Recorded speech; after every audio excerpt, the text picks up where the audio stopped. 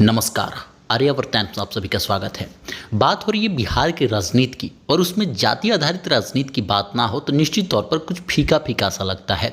आप सभी को बता दें कि जनता दल यूनाइटेड के दो नेता आपस में ही जातिगत राजनीति को लेकर के भिड़ गए। बात ये थी कि बिहार सरकार के मंत्री अशोक चौधरी ने साफ शब्दों में कहा कि भूमिहारों को इस बार टिकट नहीं दी जाएगी।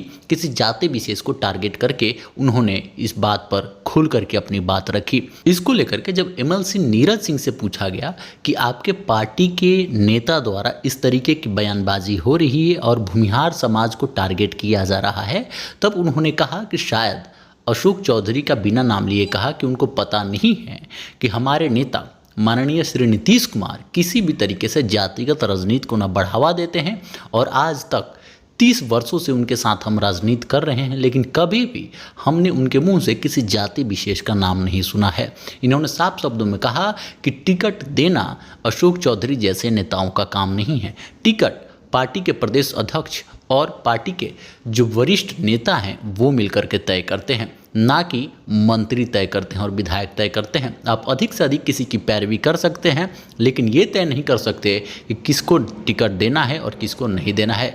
इसके साथ ही नीरज सिंह ने ये भी आरोप लगाया कि हमारे नीतीश कुमार के मुंह से इस तरीके की बात कभी आप नहीं सुन सकते हैं, और पॉलिटिक्स में बहुत बड़े स्तंभ हैं बिहार में नीतीश कुमार। ना सिर्फ बिहार में बल्कि बिहार से बाहर भी उन्होंने राजनीति की है। तो इस तरीके की बात सामने आ रही है। अब आ जाइए अशोक चौधरी पे ही थोड़ी सी बात कर लेते हैं।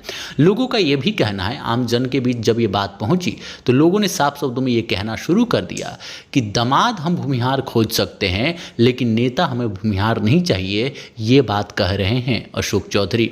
आप सभी को बता दें कि अशोक चौधरी के जो दामाद हैं वो भूमिहार समाज से ही आते हैं। इसके साथ ही साथ अशोक चौधरी के पिता की राजनीति में एंट्री से लेकर के उनको बढ़ावा देने की बात भी भूमिहार समाज से आने वाले जो बहुत पुराने नेता हैं राजू सिंह का ही क्रेडिट दिया जाता है, और ये माना जाता है कि अशोक चौधरी के पिता को बढ़ाने में उनका बड़ा योगदान है। तो निश्चित तौर पर अशोक चौधरी के इस बयान से जनता दल यूनाइटेड को नुकसान होता हुआ बिहार में जरूर दिखेगा। और आप सभी को बता दें कि इससे अशोक चौधरी पर भी सवाल उठने लगे हैं, जबकि ये साफ दिख रहा है कि उनके परिवार से कई वर्षों से पहले भी और अभी भी भूमिहार समाज के लोग जुड़े हुए हैं। इसके बावजूद भी इस तरीके की बयानबाजी दिखाती है कि कुछ न कुछ राजनीतिक षड्यंत्र जरूर रचा जा रहा है उनके द्वारा। वैसे आप सभी को क्या लग रहा है, क्या किसी जाति विशेष को ऐसे टारगेट करके कहा जा सकता है कि उस जाति के अगर आप हैं तो आपको टिकट नहीं दिया जाएगा?